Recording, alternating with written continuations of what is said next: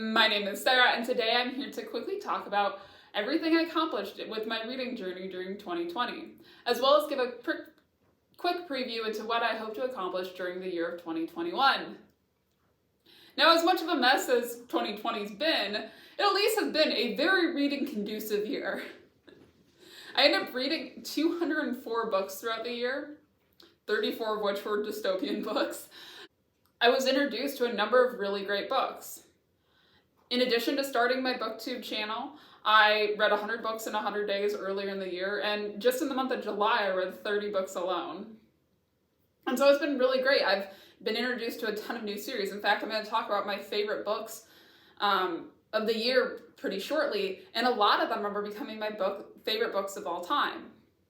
So going into my favorite books of the year, my favorite book of the year, I guess favorite series of the year, was definitely the Red Rising original trilogy. I had so much fun with them, and I know I've been talking like incessantly about them lately, and I should be getting up a Morningstar video for them very shortly, but those by far have been my absolute favorites, and I'm very happy that I'm now going into the second trilogy of Pierce Brown's dystopian saga. My next favorite book of the year was Song of Achilles. I have definitely gushed about that a lot. I actually got introduced to it by my friend Sam, and I read it during the 100 Books in 100 Days challenge, and it was such a highlight for me. The book was just so good, so excellent. All the character building, all like the Greek mythology, all of the tracing through Greek mythology was just so interesting. And I think that's actually what kicked me off on my whole like ancient Greek and ancient Roman interest, was essentially that book. So number 3 favorite book of the year was To Kill a Kingdom, which is essentially a Little Mermaid retelling. I had so much fun with this. Again, another 100 Books in 100 Days read. 4th favorite set of books was the Darker Shade of Magic trilogy by V.E. Schwab. I read a lot of V.E. Schwab this year, even though I haven't read The Invisible Life of Addie LaRue yet.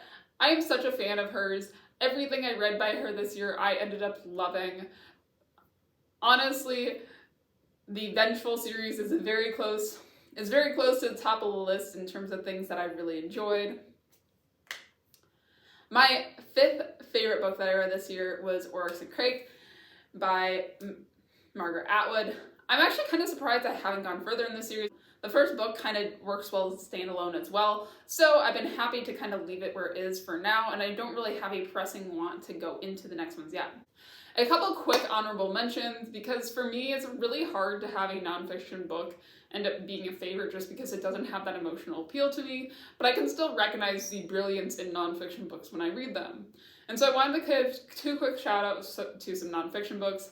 First being Capital and Ideology by Thomas Piketty. I learned so much from this book. You can actually look, I had a video a couple weeks ago basically using the content from that book to better evaluate economic world building. And the second honorable mention that I wanted to shout out was Hannibal by Ernle and Bradford. This is a story of, this is the biography of Hannibal Barca, the Carthaginian general who marched elephants across the Alps. And actually, funny enough, Severo, my absolute favorite character from the Red Rising series, his last name is a reference back to this historic figure, and there is actually a similarity during their stories, which I just find so interesting. The biography is written in the first person, it's told more like a fictional story, and I actually think that made it do a lot more for me. Obviously, you can't jazz up the storyline like you would with a traditional fiction book, but it was still so well done, and I actually think doing it from a first-person perspective was phenomenal and made it way more engaging as a reader. As you can see, it was a really wonderful reading year, and I'm trying to take that into 2021.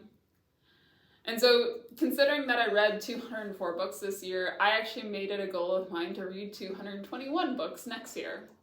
So that'll be my number goal. Outside of that, I'm really trying to broaden my horizons. I've read a decent amount of adult fantasy this year, but I want to keep on that trend. I'm happy to still read a number of YA fantasies as I do right now, But I'd really like to continue working in adult fantasy, because every time I've read an adult fantasy, even if I'm a little bit overwhelmed at the beginning, I've ended up coming out of them happy that I read them, and so I want to keep up with that.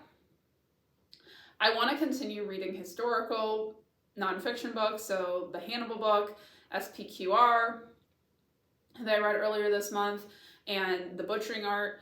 All were phenomenal nonfiction books and really make me realize that I should be reading more nonfiction books, because I do really enjoy them when I get into them.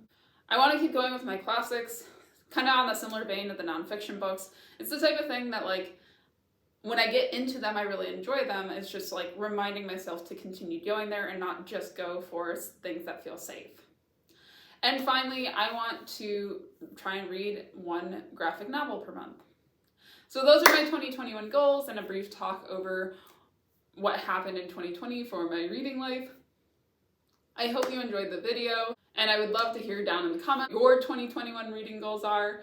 If you would like to do any type of read-alongs during this next year, I would love to do that as well. Anyhow, thank you so much for watching. I hope you enjoyed the video.